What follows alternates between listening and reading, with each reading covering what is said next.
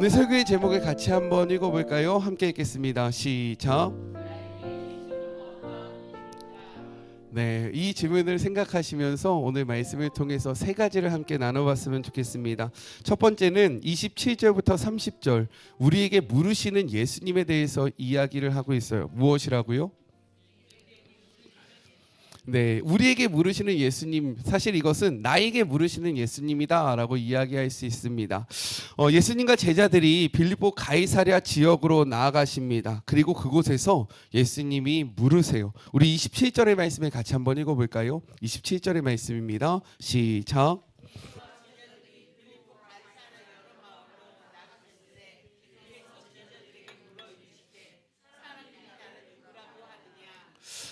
이 질문을 받고요. 제자들이 자신들이 들었던 사람들의 이야기를 얘기하기 시작합니다. 우리 28절의 말씀을 같이 한번 읽어볼게요. 28절입니다. 시작.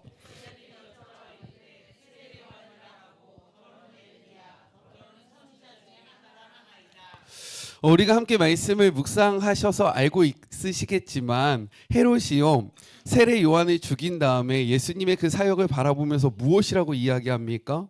세례 요한이 살아났다라고 하면서 두려워하잖아요. 그 당시 세례 요한은 존경받는 선지자였습니다. 많은 사람들은요 예수님을 바라보면서 야, 저 사람이 세례 요한과 같다라고 생각했다라는 거예요. 그리고 또 무엇이라고 이야기합니까? 엘리야다라고 이야기해요. 왜 예수님을 엘리야로 이야기하고 있을까요? 그것은 바로 구약의 말씀을 보면 메시아가 오시기 전에 그의 길을 예비하는 엘리야가 올 것이다 라고 말씀하셨기 때문에 이들은요 예수님을 엘리야다 라고 외쳤던 거예요. 그리고 또 무엇이라고 이야기합니까? 많은 선지자들 중에서 하나다 라고 이야기합니다. 왜요? 예수님이 많은 능력을 행하셨기 때문에 이렇게 이야기를 하고 있는 거예요. 그런데 이것은 예수님을 바라보고 있는 그들의 시선이었는데 이 시선 중에서 예수님의 정체성을 분명히 파악하고 있는 그러한 고백이 있습니까? 아니요, 지금 이 사람들의 이야기 속에서 있을까요? 없을까요? 예수님이 세례 요한입니까? 예수님이 엘리야입니까? 예수님이 많은 선지자들 중에서 하나였습니까? 어때요? 아니죠. 아니었어요. 아니었지만 이들은 자신들이 바라보고 있는 예수를 이렇게 생각했다라는 거예요. 그렇게 바라보는 자들 그리고 그 이야기를 듣고 얘기하는 그 제자들에게 이번엔 예수님이요 그 제자들을 향해서 물으십니다. 그렇다면 사람들은 나에 대해서 이렇게 이야기를 하는데 너희들은 나를 누구라고 생각하느냐라고 묻고 계신다라는 거예요. 그런데 여기에서 중요하게 생각해야 할 부분이 있습니다. 그것이 무엇이냐? 바로 이 질문을 하시는 곳이 어딘지를 우리가 알아야 한다라는 거예요. 예수님이 어디에서 이 질문을 하십니까? 자, 성경을 보세요. 성경에 답이 있습니다. 예수님이 어디서 지금 이 질문을 제자들에게 하고 계시는 거예요. 네, 빌립보 가이사랴 지역에서 이 질문을 하셨다라는 거예요. 이곳은 어떤 곳이었냐면 분봉왕 빌립이 가이사랴 즉 황제를 위해서 세운 도시입니다. 그렇기 때문에 이곳은요 황제를 숭배하는 그러한 건축물들과 우상들이 가득했다라는 거예요. 제가 미얀마로 선교 갔을 때가 있습니다. 미얀마에 아주 대표적인 관광지가 있어요. 혹시 어딘지 아십니까? 미얀마 하면 혹시 이렇게 생각나시는 곳 있으세요? 없으시죠? 그래서 제가 한번 준비해봤어요.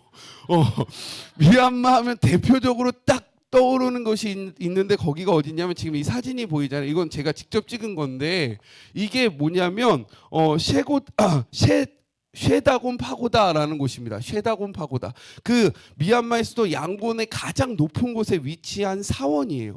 근데 여기 보면 무슨 색깔로 되어 있는 것 같아요? 이거 진짜 금입니다. 우리나라도 그 진짜 금으로 되어 있는 사찰 있죠. 사찰에 금박을 붙여서 만든 사찰 있잖아요. 되게 유명한 사찰. 이것도 마찬가지로 다 금으로 붙여. 특별히 저 위에 보면 여기 보면요. 이게 정말 핵심인데 여기에는요.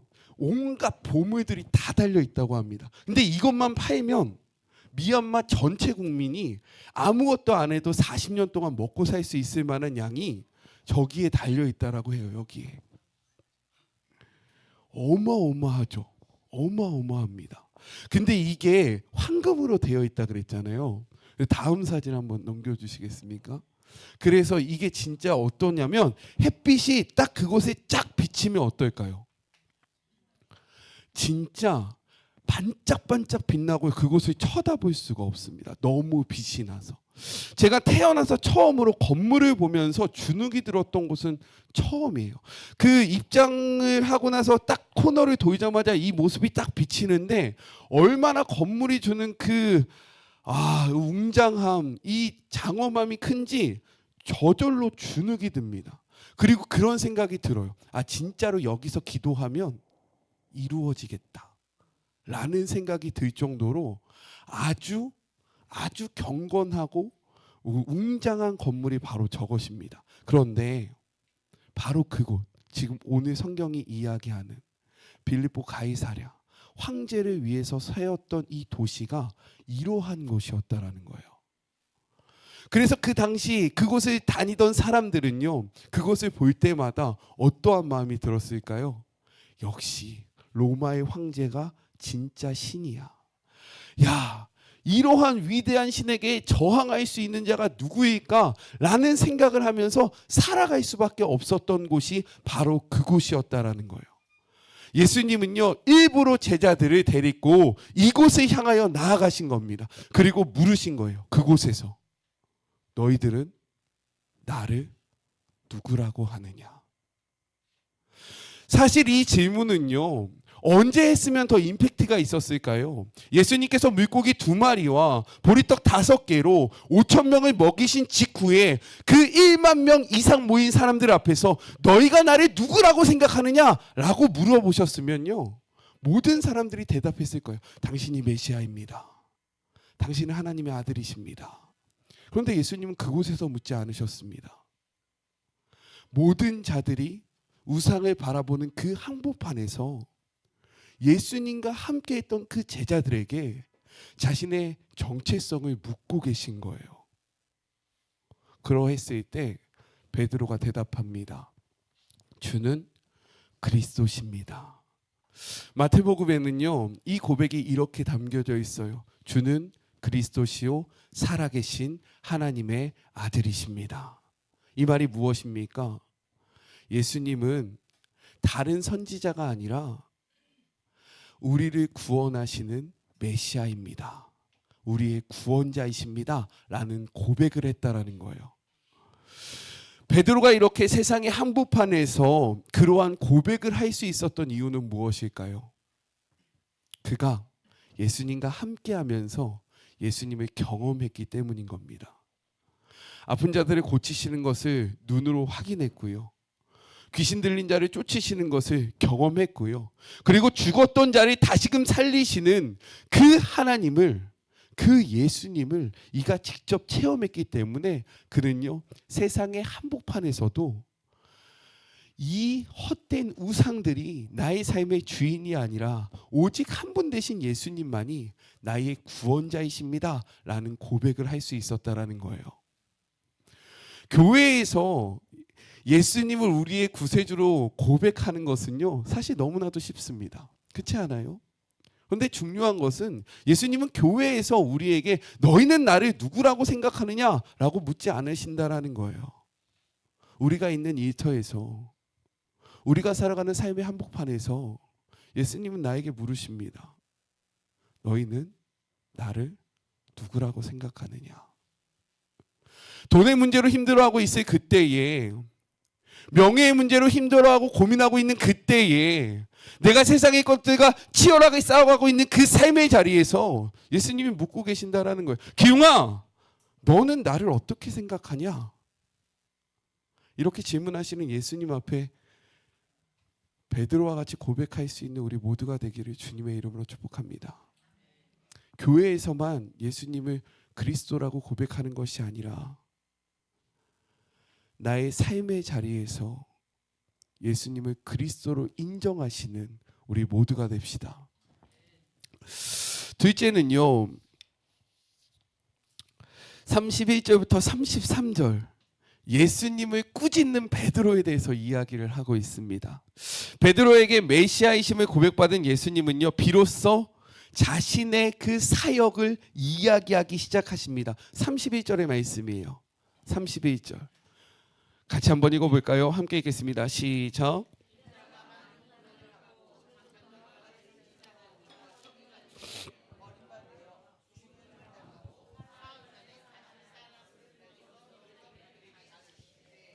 여태까지 예수님은요, 천국 복음만 선포하셨습니다. 회개하라, 천국이 가까이 왔다, 이러한 말씀만 하셨어요. 그런데 이제 베드로에게 그 믿음의 고백을 받은 다음에 비로소 자신의 정체성과 자신의 사역에 대해서, 자신이 나아가야 할 길에 대해서 설명하기 시작하시는 겁니다. 그리스도의 정체성이 무엇입니까? 고난받는 자예요. 믿으십니까? 그가 가장 먼저 얘기하는 것은 그겁니다. 나는 고난받을 것이다. 누구에게 성경을 많이 안다라고 이야기하는 자들, 세상의 권력자들, 세상의 기득권자들에게 나는 고통받고 거기서 그치는 것이 아니라 어떠하신다라고 이야기합니까? 나는 그들로 말미암아 십자가에 죽을 것이다 라고 이야기를 해요. 그리고 나서 말씀하십니다. 그러나 나는 그 죽음에 머물러 있는 것이 아니라 사흘 만에 다시금 부활해서 너희들 가운데 함께 할 것이고 영광스러운 다시금 내가 왔던 그 하늘 보좌로 올라갈 것이다 라고 얘기를 합니다. 비로소 믿음의 고백이 있은 후에 이 예수님의 삶이 무엇인지를 설명하기 시작하셨다라는 거예요. 근데 그 이야기를 듣고 나서 베드로가요, 이렇게 반응합니다. 우리 32절의 말씀 같이 한번 읽어볼까요? 32절입니다. 시작.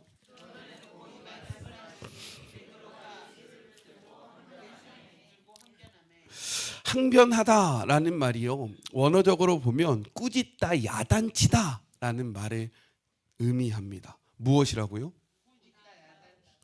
사실 당시의 문화 속에서, 그리고 정서 속에서 제자가 스승을 향하여 그 가르침을 반박하는 것은요, 있을 수 없는 일이었습니다. 그런데 베드로는요, 지금 예수님을 꾸짖으면서 이런 말 하지 마십시오 라고 얘기하고 있는 거예요. 왜 예수님이 죽으십니까? 왜 예수님이 고난당하십니까? 왜 예수님이 그 어려운 삶을 사셔야 합니까? 그런 말 하지 마십시오. 우리한테만 얘기하시고 세상 사람들한테는 얘기하시면 안 됩니다. 그러면 안 되는 거예요 라면서 예수님을 가르치기 시작했다라는 거예요. 왜 그랬을까요? 우리 사랑하는 예수님이 아프시면 안 되니까 감정에 치우셔서. 예, 맞습니다. 그리고 또 왜 그랬을까요?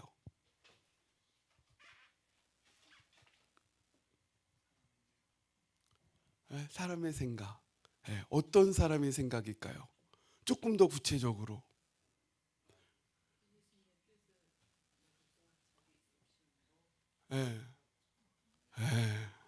맞습니다.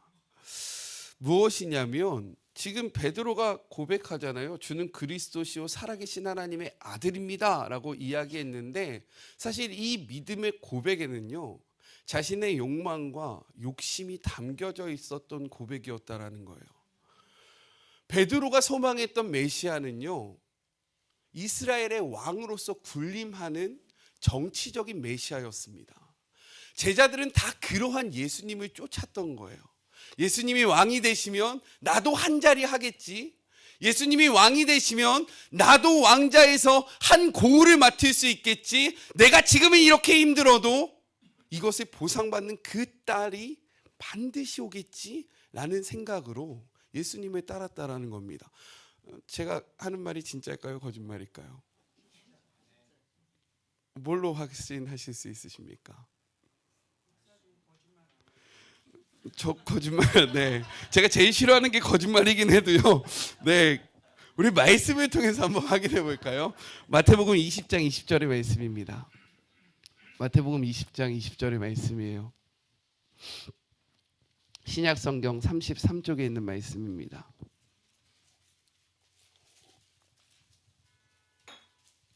마태복음 20장 20절의 말씀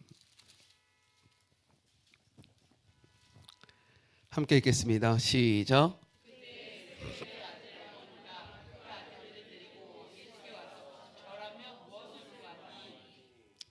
자, 세베대 아들들의 어머니가 그 아들들을 데리고 예수님 앞에 나와서 구하는 거예요. 무엇을 구했습니까? 21절 시작.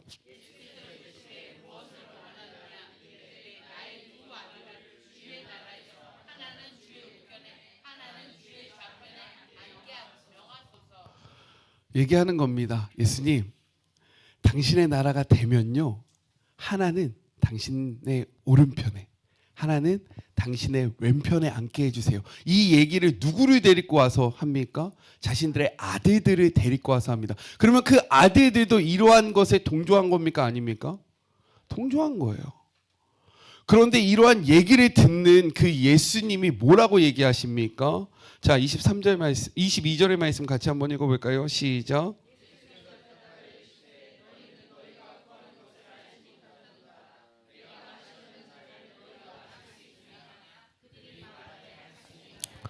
예수님이 말씀하시잖아요. 야, 너 진짜 그 말이 무슨 뜻인지 알고 하는 거냐?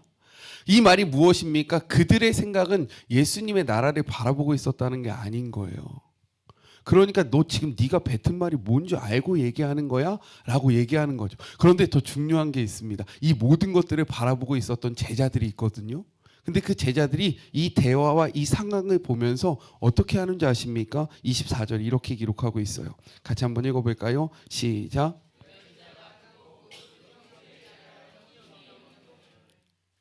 왜 그랬을까요? 오씨, 오른편 왼편 다 뺏겼어. 그럼 나는 왼다리 오른다리 해야 되는 거 아니에요? 내가 왼팔 하고 싶었고 내가 오른팔 하고 싶었는데 쟤네들이 다 하면 아씨 나는 어떻게? 그러니까 이들의 마음속에는요, 세상적인 욕망과 야망이 가득했었다라는 거예요. 그래서 예수님을 꾸짖은 겁니다. 당신 그딴 소리 하지 마. 내가 내 인생을 왜 당신한테 바쳤는지 알아? 나 한 자리 하고 싶어서 했는데 너 어디 나가서 그런 말 하지 마. 라고 지금 예수님을 향하여 꾸짖고 있는 거예요. 그때 분명히 이 얘기는 누가 한 겁니까? 지금 오늘 본문으로 다시 돌아와서 이 얘기를 누가 했어요? 베드로가 했잖아요. 근데 말씀을 보면 특이합니다. 33절 같이 한번 읽어보죠. 시작. 자, 거기까지. 이 얘기는 누가 했다고요? 베드로가 했어요. 근데 예수님이 베드로를 향하여 꾸짖으신 게 아니라 예수님께서 누구를 바라보십니까? 제자들을 바라보면서 베드로를 꾸짖으세요. 왜 그런지 아십니까? 베드로가 나왔다는 것은 대표격인 거예요. 제자들을 대표해서 이야기한 겁니다. 혼자의 생각이 아니었다라는 거예요. 그러니까 예수님께서 그 모두를 향하여 이야기하고 계시는 겁니다. 그러면 그 주는 그리스도시요 살아계신 하나님의 아들이라는 이 고백을 누가 했습니까? 베드로가 했어요. 그리고 이 약속 위에 예수님이 무엇을 세우십니까? 교회를 세우십니다. 그런데 로마 카톨릭은 지금 그 베드로를 통해서 이 왕권이 이어진다라고 생각해서 초대의 교황을 누구라고 이야기합니까? 베드로라고 이야기해요. 그것은 잘못된 성경의 해석인 겁니다. 베드로는요, 사도들을 대표하는 거예요. 그래서 그 베드로의 고백은요, 사도들의 고백인 것, 즉 우리의 고백인 겁니다. 아멘이세요? 그래서 그의 고백 위에 교회를 세웠다라는 것은 베드로 한 사람 위에 교회를 세운 것이 아니라 예수 그리스도를 구주라고 믿는 모든 자들의 믿음 위에 교회를 세우신 겁니다. 여기부터 그 카톨릭이 잘못 시작되기 시작한 거예요. 이해가 되시죠? 네, 이건 그냥 살짝 겉다리로. 네, 그렇지만 베드로는 제자들이 대표하고 있다는 것들을 기억하시고 다시 한번 33절의 이거 말씀을 읽어보시겠습니다. 33절입니다. 시작.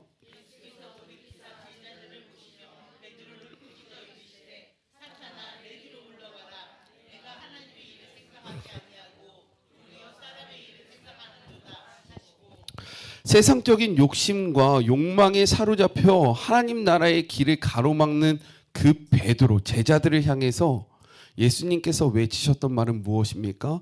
사탄아 내 뒤로 물러나라 라고 선포하셨다라는 거예요. 사탄은 누구입니까? 하나님 나라의 일을 방해하는 자가 사탄입니다. 아멘이세요? 사탄이 누구라고요? 근데 중요한 것은 예수님의 제자도요, 사탄의 도구로 사용받을 수 있다라는 거예요. 그러면 우리는 어떠할까요? 우리도 사탄의 도구로 사용받는다는 건 좀 그러니까 이용당할 수 있다라는 겁니다. 근데 왜 특별히 베드로를 사용했을까요? 예수님이 아끼는 애제자였기 때문인 거예요. 이렇듯 사단은요, 우리의 가장 연약한 부분을 압니다. 누구를 통해서 공격하면 우리가 무너질지를 명확하게 알고 있는 거예요.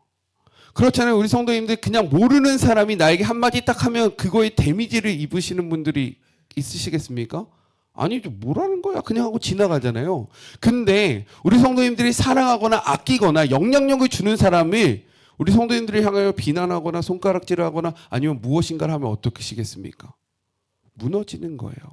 그래서 사단의 공격은 항상 가장 가까운 곳, 그리고 가장 의지하는 사람 혹은 친밀한 관계를 통해서 이루어집니다.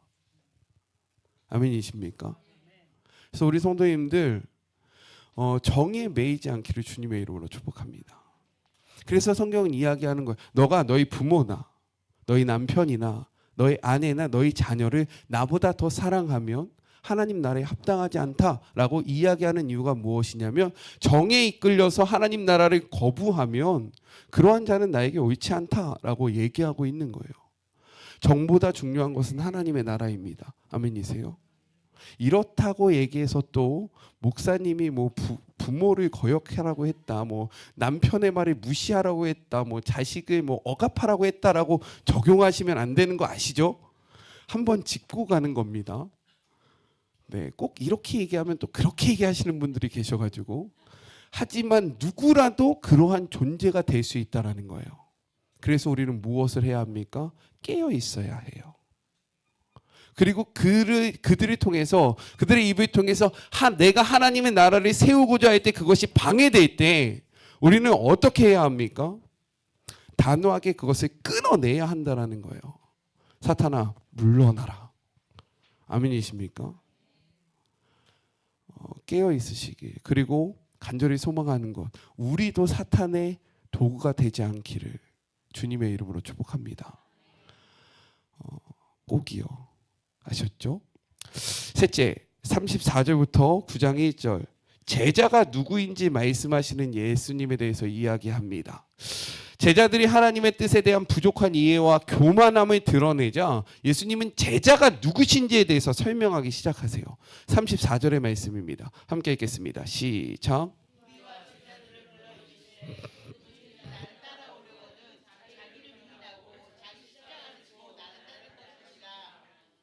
여기서 특별한 것은 무엇이냐면, 제자에 대해서 설명하실 때 예수님과 이미 함께하고 있던 12 제자만 부르신 것이 아니라 먼저 누구를 부르십니까? 무리와 제자들을 부르셨다라는 거예요. 즉 예수님은요, 우리 모두를 제자로 부르셨다라는 겁니다. 아멘이십니까? 12 제자만 선택하신 것이 아니라요, 예수님은 무리와 제자들에게 다 선포하고 계시는 거예요. 너희들이 나의 제자가 되고 싶으냐? 그러면 이것을 들어야 한다. 이 말이 무엇입니까? 누구든지 예수님의 말씀대로 하면 우리는 예수님의 제자가 될 수 있다, 없다? 있다라는 거예요. 목회자만 예수님의 제자가 아닙니다. 우리 여기 앉아있는 성도님들이 예수님의 제자가 되시길 주님의 이름으로 축복합니다. 그러려면 두 가지를 해야 되는데, 먼저는 무엇이냐? 이제부터 조금 가슴이 아프실 거예요. 먹먹하실 거고 힘드실 겁니다. 네, 첫 번째 우리가 해야 할 건 무엇입니까? 자기 부인입니다. 예수님이 너희들이 내 제자가 되고 싶냐? 나를 따라오고 싶으냐? 그럼 먼저 해야 할 게 있다. 이게 뭐냐? 자기를 부인하는 거다라고 이야기합니다. 이 말이 무엇입니까? 이제는 더 이상 살아가면서 너의 생각대로, 너의 고집대로, 너의 관점대로 살아가서는 안 된다라고 얘기하고 있는 거예요. 내 생각을 부정해야 한다. 내 욕망을 부정해야 한다. 네가 하고 싶은 것들을 하면서 살아가는 것이 아니라 내가 시키는 것을 해야 하는 게 제다다라고 얘기하고 있는 겁니다. 아멘이십니까? 예수님의 제자가 되기 위해서 첫 번째 해야 할 것이 무엇이라고요? 자기 부인입니다. 두 번째는 무엇입니까? 자기 십자가를 지는 것입니다. 당시 유대인들은요, 십자가를 가장 두려워했어요. 왜요? 수치스러운 일이라고 생각했고 그 십자가가 주는 고통이 그 어떠한 고통보다도 극심했기 때문입니다. 그렇기 때문에 이 십자가는요, 로마 제국이 휘두르는 무자비한 폭력에 억울하게 당하는 죽음과 순교를 의미했어요.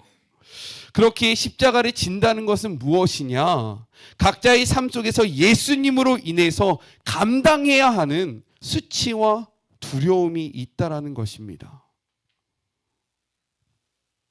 거봐요, 또 아멘 안 하시죠? 그러실 줄 알았어요.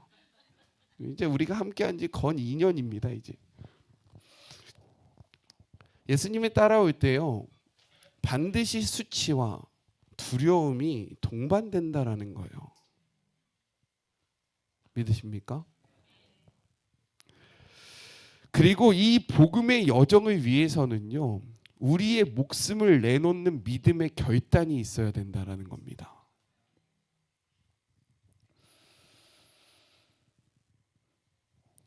이렇게 예수님을 따르고자 한다면 이 두 가지를 지켜야 된다라는 거예요. 먼저 뭐요? 자기 부인. 둘째는 뭡니까? 자기 십자가. 근데 이것이 쉬울까요? 어려울까요? 뭐 이렇게 단합하셨습니까? 언제 회의하셨어요? 언제 마음을 이렇게 하나로 모으셨습니까? 갑자기 이렇게 하나가 된 기분인데요. 자, 마가복음 10장에 보면 부자 청년의 비유가 나옵니다. 마가복음 10장에 보면요, 영생을 갈망하던 부자가 나와요. 근데 이는요, 그냥 영생만 갈망했던 것이 아니라 어렸을 때부터 성경의 말씀대로 철저하게 살아갔던 인물입니다. 그가 예수님 앞에 나와서 물어요.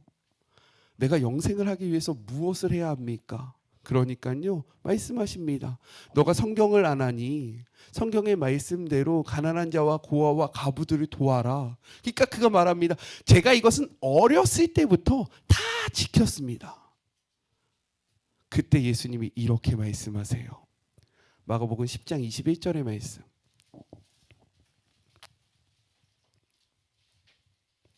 마가복음 10장 21절의 말씀 같이 읽겠습니다. 시작.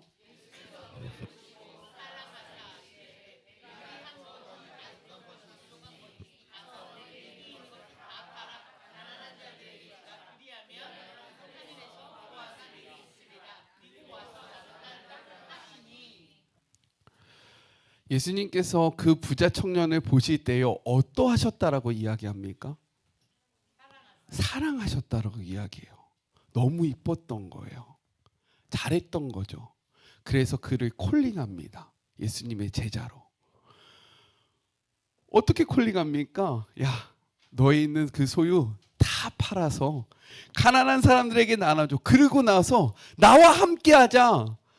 야, 너 나와 함께 동행하면서 우리 같이 한번 하나님 나라 세워보자 라고 이야기하니까 그 청년이 어떻게 된 줄 아십니까? 22절에 이렇게 이야기하고 있어요. 22절의 말씀 시작.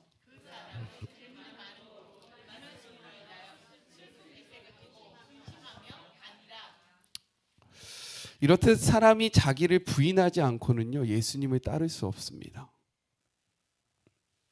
자기 십자가를 지지 않고는요, 예수님의 제자가 절대로 될 수 없다라는 거예요.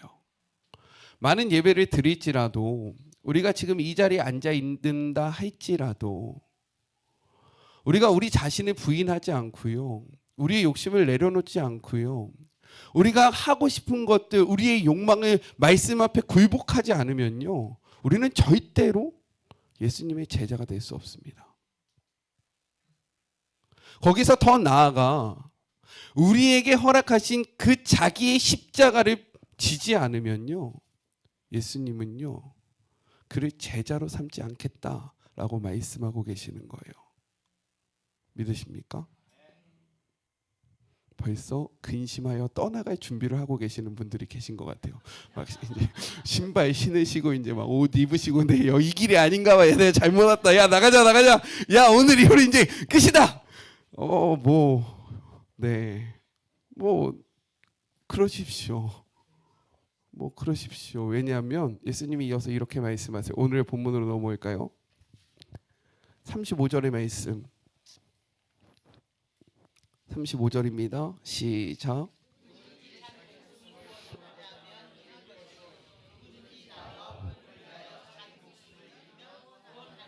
아멘. 이 말씀이 무엇입니까? 그런데 중요한 것은 이러한 삶은 결코 손해가 아니라는 거예요. 너희들이 이렇게 선택했을 때, 너희들이 이러한 삶을 살아갈 때 너희들의 생각에 모든 것들을 잃는 것 같지만 아니다. 모든 것들을 얻는 것이다 라고 말씀하고 계시는 겁니다. 왜요? 우리에게 가장 중요한 것이 무엇입니까? 목숨이에요. 목숨. 우리 성도님도 혹시 생사의 고비를 왔다 갔다 해보신 적 있으십니까? 없으셨으면 좋겠어요. 없으셨으면 좋겠습니다. 근데 건강을 또 한번 잃어보셨으면 여기 이렇게 있기 쉽지 않겠죠? 근데 우리 성도님들 지금 우리가 막 많은 재물을 위해서, 자녀를 위해서, 남편을 위해서, 부모를 위해서 살아가다가 건강 한번 잃어보세요. 저는요, 제 의지로 화장실을 가지 못했을 때가 진짜 모든 것이 부질없구나라는 것을 깨달았던 순간입니다. 야, 내가 뭘 그렇게 위해서 열심히 살았지? 내가 뭐 그렇게 열심히 했지? 야, 내가 내 의지로 화장실도 못 가고 내가 소변도 볼 수 없는 이 삶? 뭐가 이렇게 중요하지? 진짜요, 목숨보다 중요한 것은 아무것도 없습니다. 아멘이세요? 우리 성도님들 많은 부를 갖고 있으신다. 오늘 로또 막 미국에는요 진짜 대단하더라고요. 한 1조 몇 조 막 이런 로또가 있더라고요. 그거 오늘 당첨하셨어요. 근데 그거 보다가 심장마비로 돌아가시면 어떡해요? 너무 놀라서. 당첨됐어. 1등 됐어요. 근데 봤어. 근데 1등 이거 소용이 있습니까? 없습니까? 없어요. 목숨보다 귀한 건 없습니다. 근데 우리 성도님들은 무엇을 위해서 살아가고 계십니까? 우리의 삶 한번 멈추셔서 생각해 보세요. 진짜입니다. 우리가 지금 중요하게 생각하는 것, 가치 있다라고 생각하는 것, 내가 소망하는 것, 이거 목숨이 있을 때만 의미 있는 것이지 목숨 없으면요 아무것도 아닙니다. 아멘이세요? 예수님이 이 얘기하는 거예요. 네가 지키려고 하면 잃을 거야. 근데 네가 잃으면 내가 다 지켜줄 거야. 그러면서 이렇게 말씀하십니다. 38절의 말씀 같이 한번 읽어보죠. 시작.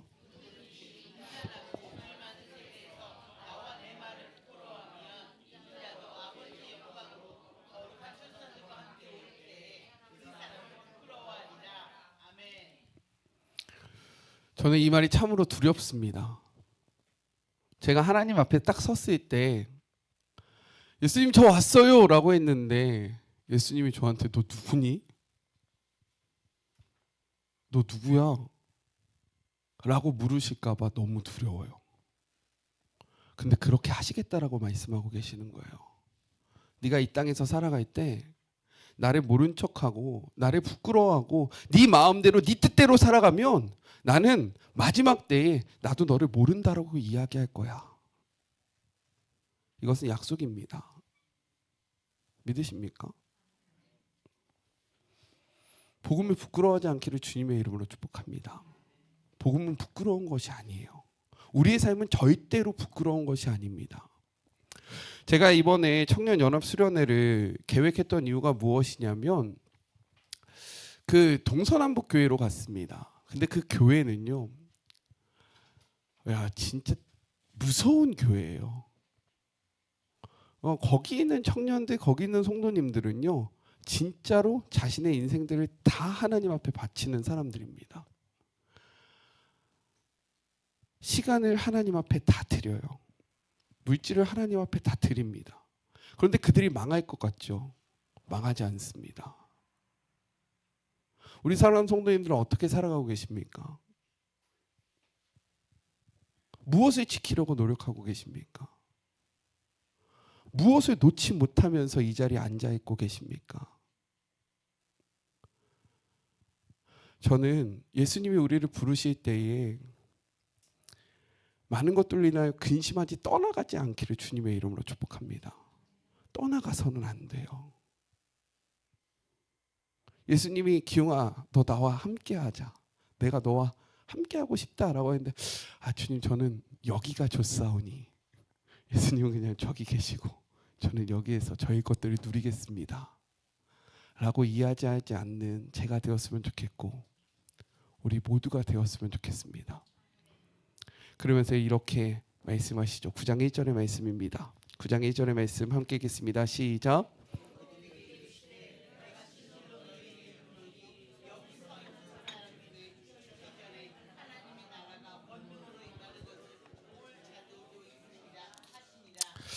성경을 잘 모르시는 분들은 이 말씀을 가지고 성경이 거짓말이라고 이야기합니다. 예수님의 제자가 죽었잖아요. 다 죽었는데 그 전에 하나님 나라 안 왔잖아요.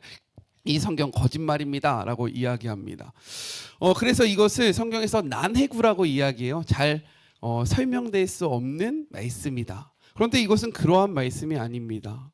무엇이라고 이야기합니까? 다시 한번 읽어보죠. 9장 1절의 말씀입니다. 시작. 또 그들에게 이르시되 내가 진실로 너희에게 이르노니 여기 서 있는 사람 중에 죽기 전에 하나님의 나라가 권능으로 임하는 것을 볼 자들도 있느니라. 아멘. 이 말이 무엇입니까? 예수님께서요 십자가에 달려 돌아가시다가 사망 권세를 이기시고 다시금 누구 앞에 나타나십니까? 제자들에게 나타나십니다. 이것이 하나님 나라가 어떠한 것인지를 힘있게 보여주시는 것이었어요. 그리고 예수님이 그 오셨던 모습 그대로 어떻게 올라갑니까? 하늘로 올라가십니다. 그 모습을 제자들이 바라봐요. 그 다음에 그 제자들이 함께 모여서 기도할 때에 오순절날 성령의 그들에게 임하십니다. 그곳에 성령의 역사가 가득 임하게 돼요. 하나님의 나라가 임하는 것을 실제로 그들은 목격하고 체험하고 증인이 되었다라는 겁니다. 그래서 그들이요 욕망에 사로잡혔던 그들, 세상의 욕심에 사로잡혔던 그들이 어떻게 되는 줄 아십니까? 요한을 제외하고 다 순교자의 길을 걷게 됩니다. 하나님의 나라를 맛보았기 때문에 권능으로 인하는 하나님의 나라를 체험했기 때문에 자신의 인생을 다 드릴 수 있었다라는 거예요. 지금 이 예수님의 말씀은 그것을 의미하고 있는 겁니다. 아멘이십니까? 저는 우리 사랑하는 성도님들도요 하나님의 나라가 권능으로 임하는 것을 체험하시길 주님의 이름으로 축복합니다. 오늘도 우리 가운데 임하십니다. 우리가 찬양할 때 기도할 때 말씀 가운데 하나님은요 우리의 마음속에 임하세요. 그 하나님 나라에 대한 확신을 갖고 있는 자들이요 지금까지 하나님의 나라를 확장시켰다라는 겁니다. 저는 우리가 이제 그 일들을 감당하기 주님의 이름으로 축복합니다. 예수님의 제자가 됩시다. 근심하며 떠나가지 맙시다. 이 길은 멸망의 길이 아니에요. 이 길이 생명의 길입니다. 이것을 기억하는 우리 모두가 되었으면 좋겠습니다. 우리 찬양할까요? 우리 함께 찬양했던